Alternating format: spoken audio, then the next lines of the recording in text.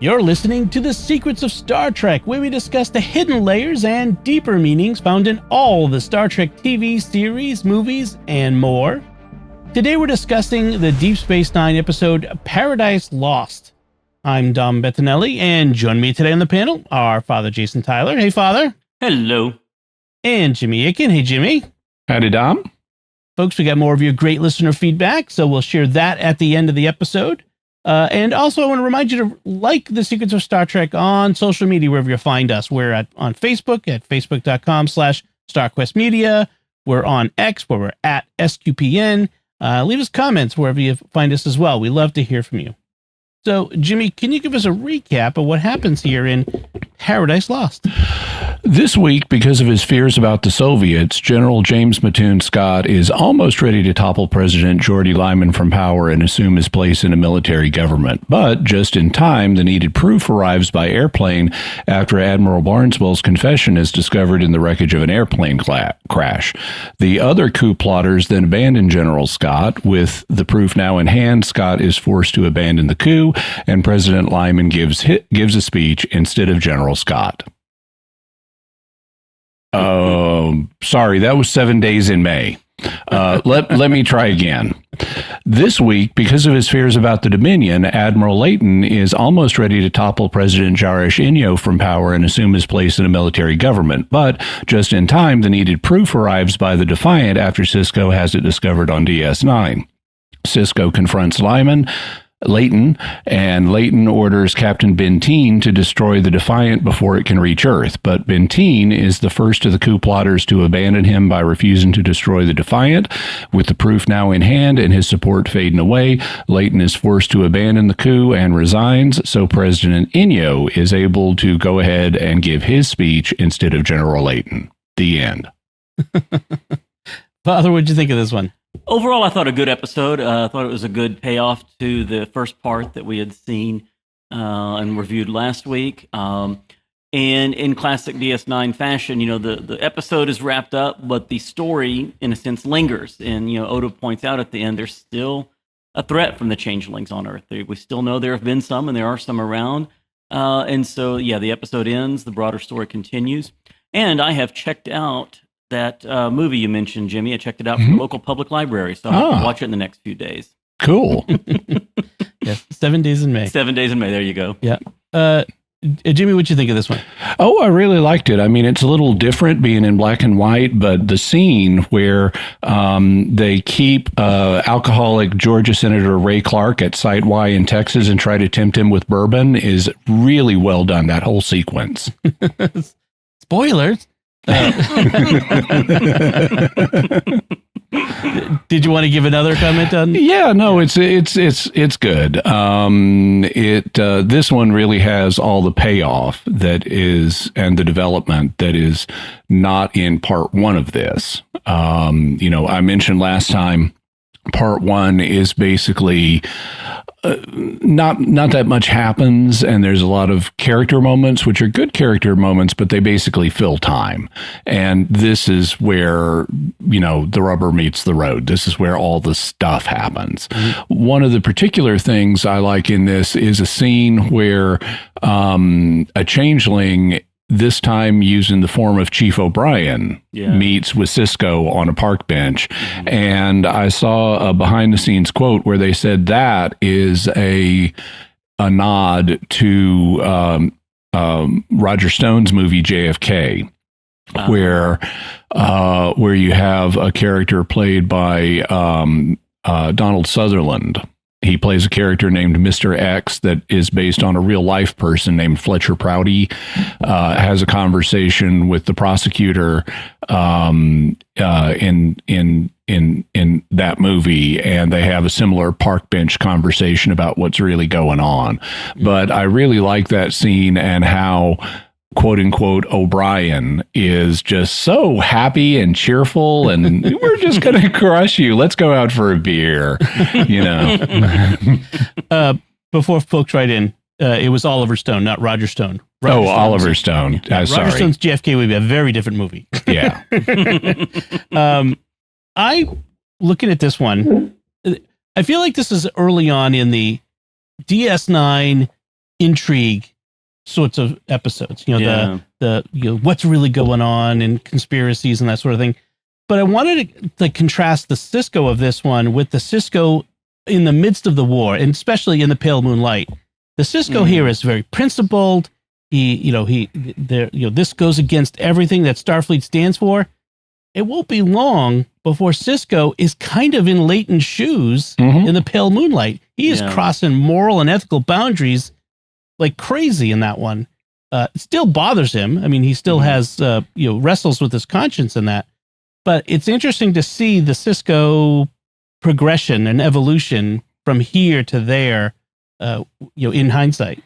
Also, knowing where we're going, there's also something else that is not actually seen in this, but it indicates some people are even farther over the line than Leighton is, because it's during this two-parter that we later learn Section 1 poisoned Odo with the Founder Plague that will ultimately destroy them if they don't surrender in a few years' time. And so it was during this period that they gave that to Odo. Yeah.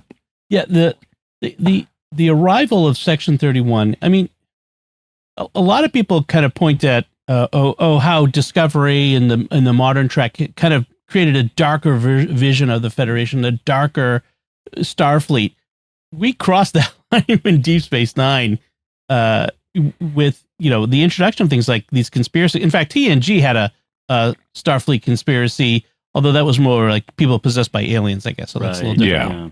But in this one, DS9 started to have these cracks appear in this golden vision of the future that Roddenberry proposed. Well, and Roddenberry had only been proposing it since Next Gen, because if you go back to the original series, you have stuff like I forget the name of the episode, but it's a human Klingon episode, and they've got a primitive planet where Kirk says basically we're gonna have an arms race. Oh, yeah. Between both sides. The Klingons are funding one side, we're funding the other, and we're both going to prop up our preferred regime, and there's going to be an arms race between these people, and that's the only way to deal with the situation, is this covert supply of these primitive peoples with weapons. Right. The Cold War proxy episode. I remember that one. Yeah.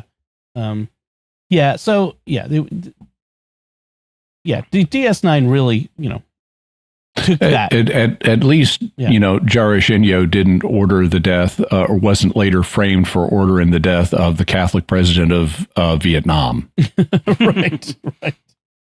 So, getting into this episode, watching how they progress this. So we had all the setup in the first one, and then we have the second episode, the conclusion, the payoff.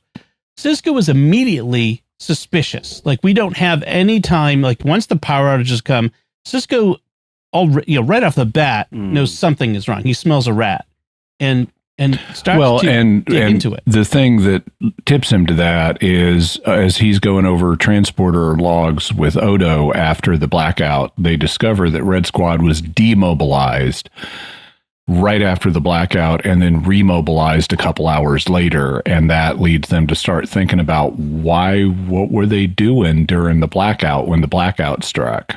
And then he talks to a Bolian admiral who, without giving him too many specifics, basically gives it away that Red Squad was involved in causing the blackout. Assumes that Sisko's inside the conspiracy. And blows it. It's funny, by the way, that whole conversation about why would they demobilize them and then remobilize them just a few hours later? That makes no sense. And I'm like, every U.S. military veteran watching this episode goes, oh, that's the bureaucracy doing something stupid? That's entirely within the realm of possibility. That wouldn't have thrown up any red flags in the U.S. military. So I thought that was, I kind of laughed at that one. I also like their solution to the Red Squad problem. They have Sisko interview a Red Squad member named Riley Shepard, and who basically Sisko's pretending he's part of the plot too, and he's able to pump Shepard for information about exactly what Red Squad did. But then when they need Red Squad to confirm their actions in the conspiracy, suddenly they've been assigned to an off-world training exercise, and we're told that they won't be back on Earth anytime soon. And we later see what the training exercise is. They've been put in charge of the Valiant on this deep space mission, and Riley Shepard is actually in Valiant. That's right. I remember that. And Nog ends up on the ship with them, and Jake too. That's a Nog and Jake. Yeah, I like that. The idea, the concept of a Red Squad, an anonymous, secret, elite group of cadets, is such a terrible. Like, who would set up such a thing within your academy? Like, it had to have been set up for this precise purpose, to have a cadre of impressionable young people that you can use for things, for your conspiracy. I mean, I had to have been, because like as a concept, otherwise it's just a terrible idea. Terrible for discipline, terrible for the potential for abuse. So I can see that, but why use Red Squad to carry out the sabotage? That's what I was kind of thinking about. Like, clearly there are junior officers involved in the conspiracy, like regular commissioned officers. Why not use them? This is one of the problems with a good bit of Star Trek writing relative to Earth, is there's never a starship around when you need one. And even here, the Lakota is apparently the only Starfleet ship in orbit, because when the power goes down, we're told the whole planet is apparently reliant on the Lakota's transporters to move troops around. And so it would seem that even though Starfleet headquarters and thus Starfleet Academy is local, they don't have a lot of Starfleet officers around, that at least not ones they can trust.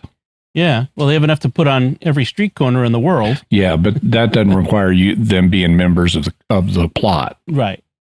The whole Lakota being the only way to transport, conveniently ignores the fact that would be the big starbase in orbit that we keep seeing in the movies. Or all the civilian transporters that should be everywhere. Right. And shuttlecraft that would not be on the main electrical grid and everything else. The dockyards, it's a little bit sloppy writing there, but they're cutting corners because they've only got so much time. I get that, but it's conceptually it's a little sloppy. Sisko also, actually, in one nice bit of writing, is they cover the question of whether it could still be a changeling who replaced one of the superior officers, like Leighton, who gave the order. Like, okay, so this was carried out by Starfleet, but was it a changeling in charge? So they kind of go through that, and they ask, okay, so what's been accomplished?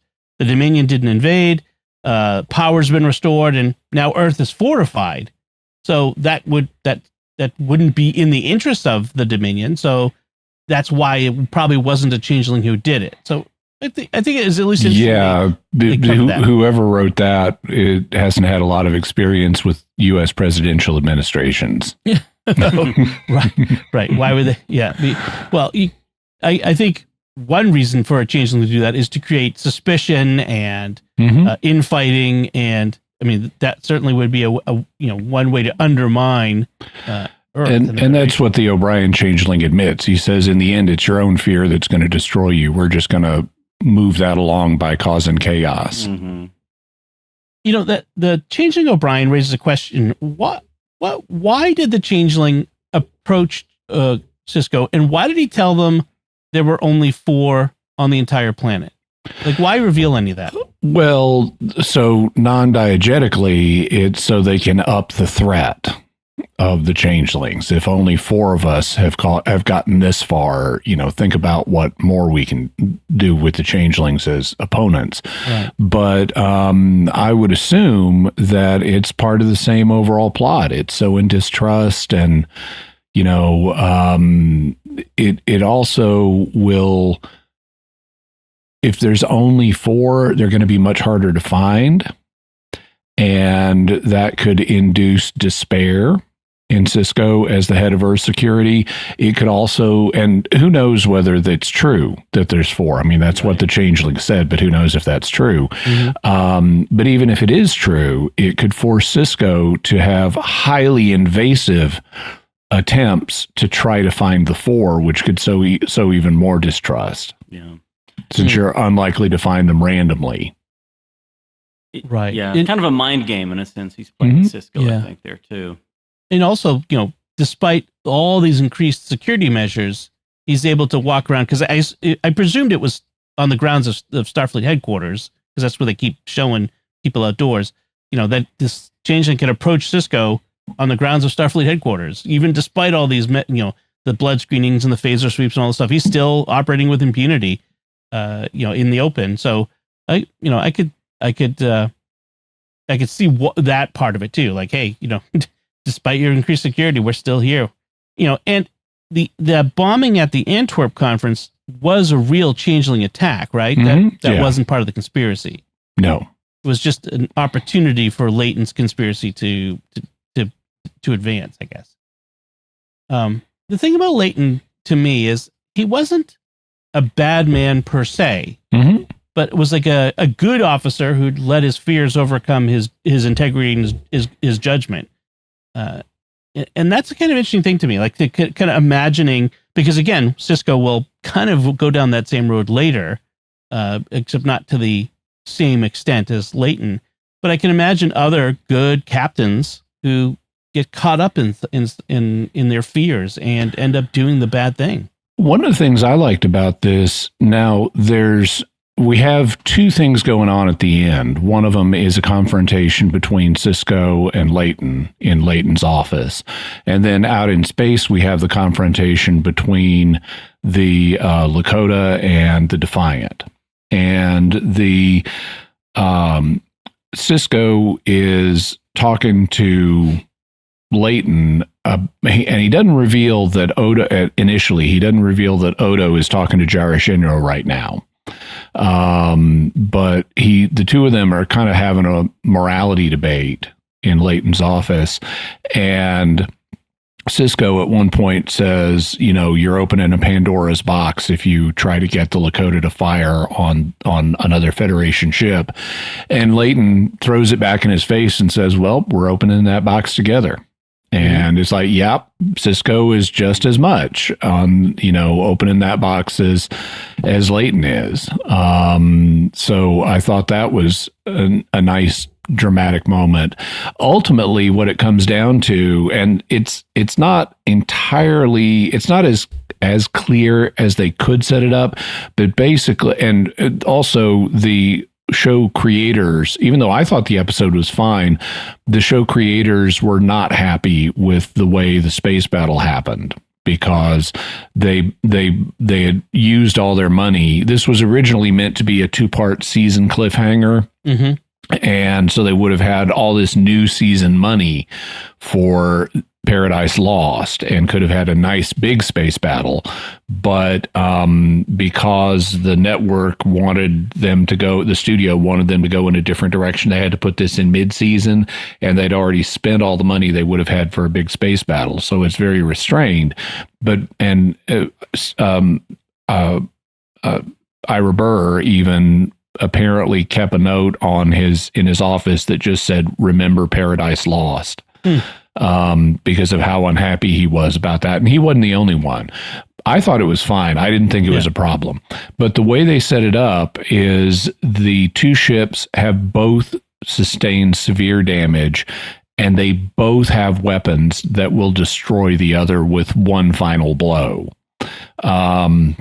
So the Defiant can destroy the Lakota, and the Lakota can destroy the Defiant. And then Sisko, in a conversation with Leighton and Captain Bentine, tells Bentine that even though her crew has been fed the line that the Defiant is entirely crewed by changelings, she knows that's not the case. And if she orders them to open fire this last time, she is murdering 50 Starfleet officers. Right. And then off screen, she refuses to give the order, and the next communication we have is from Worf saying that the Lakota is letting them proceed to Earth. Right. And so that's when the coup actually unravels. And it basically comes down to the way they present it, it comes down to Benteen backing down. Whereas you think about it, well, Worf had to not kill the Lakota either. But they don't make that as explicit as they could. But it's at that point that and during this confrontation that's been going along alongside this space battle, I thought Robert Foxworth's acting was really good. Yes, I thought he came across as sympathetic, and he's not just like totally turned on Sisko. He still is sympathetic to Sisko. And thinking about like when he wants to send Sisko back to Deep Space Nine, he's not like going to put him in a military prison for years and years until the war's over. So I thought that there was a lot of nice stuff here. But it's at the end of all this that Sisko says, by the way, Odo's talking to President Inyo and he's giving him all the proof that he needs. Right. I was wondering, is the Bashir that's on the Defiant the changeling Bashir yet? Or is that later? That's later. Okay. Because Bashir had some funny, odd facial expressions in the midst of all that battle and stuff. Like, I'd have to check, but I'm pretty sure that's later. Okay, maybe during when the war is a hot war at that point. By the way, I did mean to mention Leighton has, when he's told it's all over, he loses it and shouts, "It's not over!" But of course it is. Yeah. But don't feel too bad for him. I mean, he'll probably get 2 years in a beachfront resort prison in New Zealand. Right. Exactly. Right. The very civilized Starfleet Federation prisons, penal colony. I did like how they faked the blood test in the president's office. On Sisko.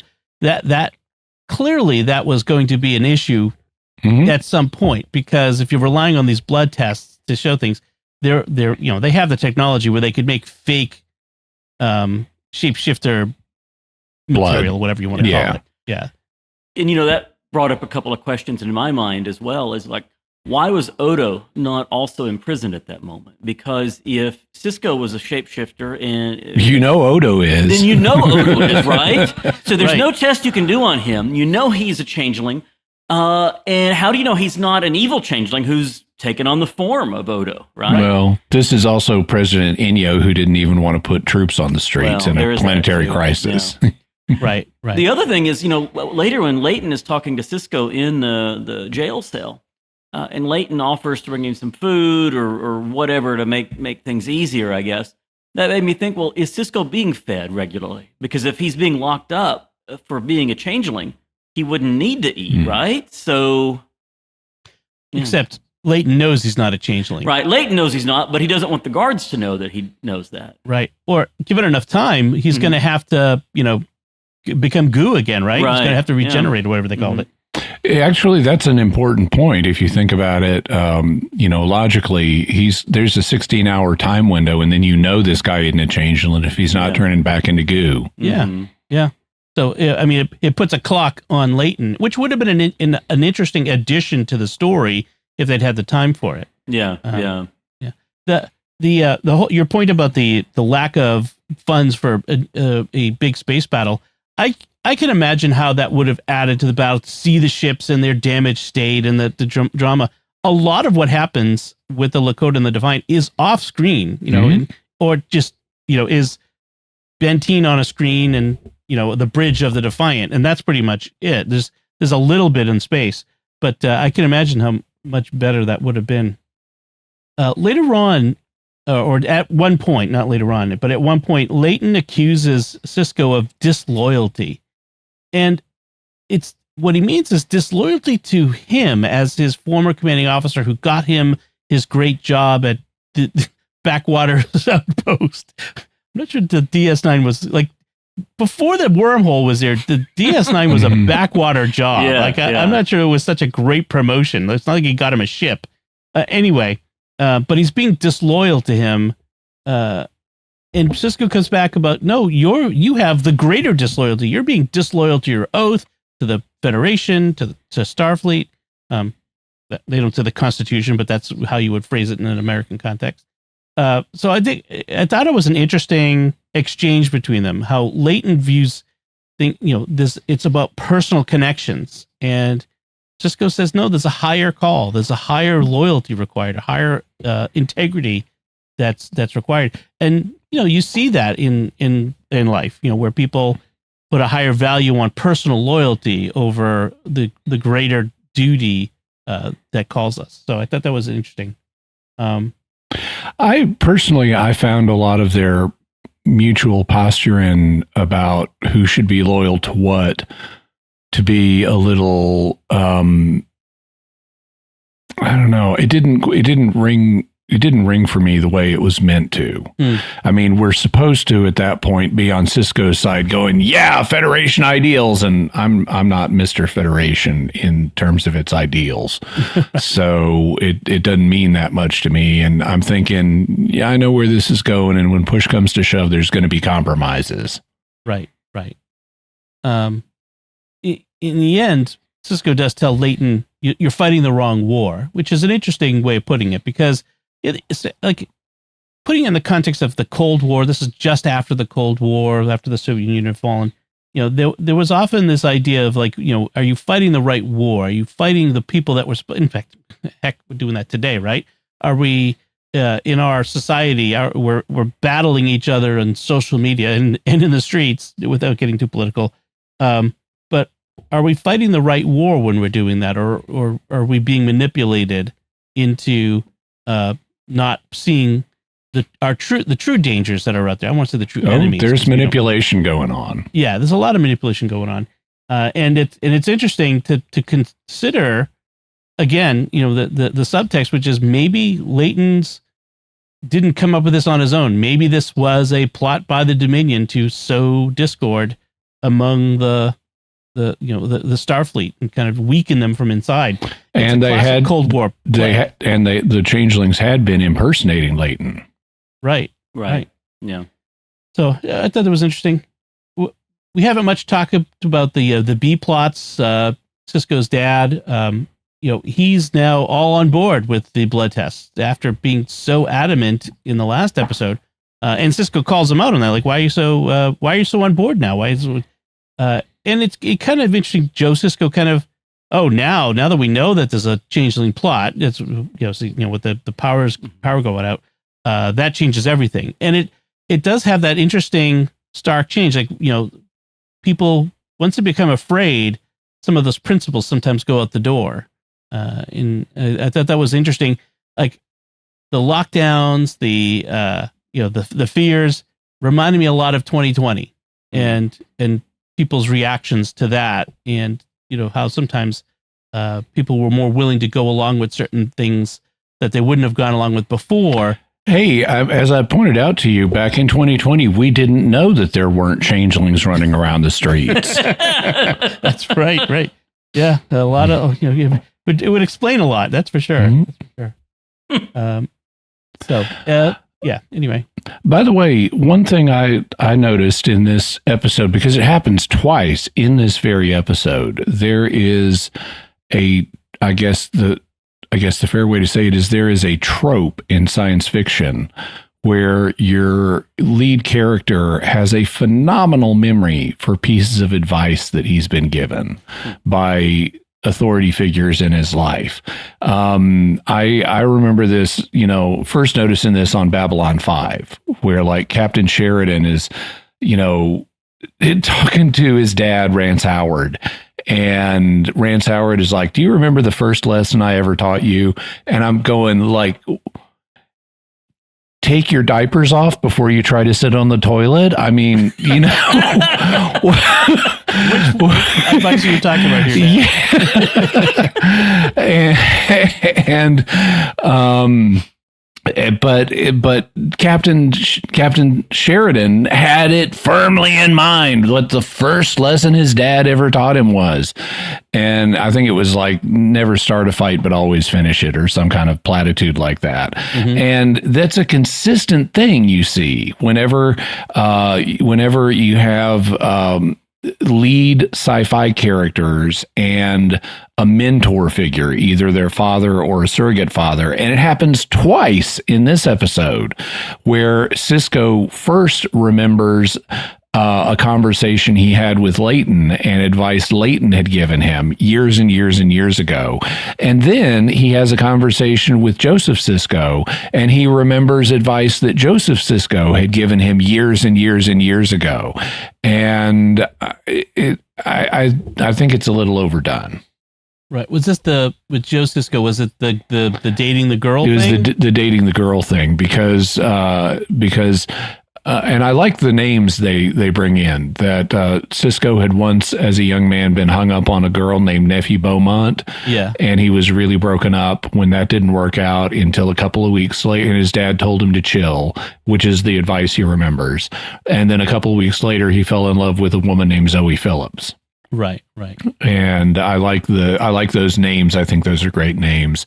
But it's just, I've seen it so many times that you have fatherly advice being remembered and implausibly remembered by male sci-fi protagonists. Well, I just have a problem with, in general, in TV and movies, the absolute recall of everyone, of every memory, of everything they've ever done in their lives. Like, they can remember like details. Like, I'm sure there are people who have great memories, and maybe mine isn't as good as others, but like, I don't remember like what I had for breakfast 10 years ago. Like it's just like the detail that they have for these things. Like, I was just trying to think if I was trying to think of the advice my dad gave me. He gave me lots of advice about things. I'm not sure I could pull out one that was the advice, but yeah, that's true. That's one of those tropes. Father, any other notes on this one? Just one little thought, and I had seen the same thing Jimmy mentioned earlier, that this was originally set to be the cliffhanger of season 3 and the intro to season 4. And I think that explains a little bit about why Worf doesn't have a bigger role in this, because you can imagine if you were writing this completely, in after Worf is on board and you're going to have a big security meeting on Earth, seems like Worf would be a guy you'd want to have along for that as well. Although by not having him there, he has a good role on the Defiant when that situation comes up. That's true. Jimmy, how about you? Any other notes? Nope. All right. Let's move on to our feedback. We had some feedback on our recent episode on the Slaver Weapon. Dev Falk on YouTube writes, great discussion. The Slaver Weapon is one of my favorites. My friends played Starfleet battles back in the day, and the Kzinti was a major race. Their main weapons were drones and missiles. Yeah, I remember Starfleet battles. Yeah. It was a tabletop game for people who may not be familiar. Yeah, there's a lot of little games like that were out there, role-playing games, and there's even a Star Trek solo role-playing game that I picked up. I was kind of interested in, and so you basically set up, you kind of, it's almost like just you're writing fan fiction essentially. But I set it up in such a way that I use ChatGPT as my DM, my game master, to kind of lead me through the story, which is actually kind of fun. If folks want to try that out, use the AI for something useful or fun anyway. But thanks, Dev Falk, for your comment. Now we'd like to take a moment to thank our patrons who make it possible for us to create The Secrets of Star Trek, including Amanda J., Tammy L., William L., Kenneth W., and Eric L. Their generous donations at sqpn.com/give make it possible for us to continue The Secrets of Star Trek and all the shows at StarQuest. And you can join them by visiting sqpn.com/give. And so that's it from us this time. We would love to know what you thought of Paradise Lost and the previous episode, Homefront.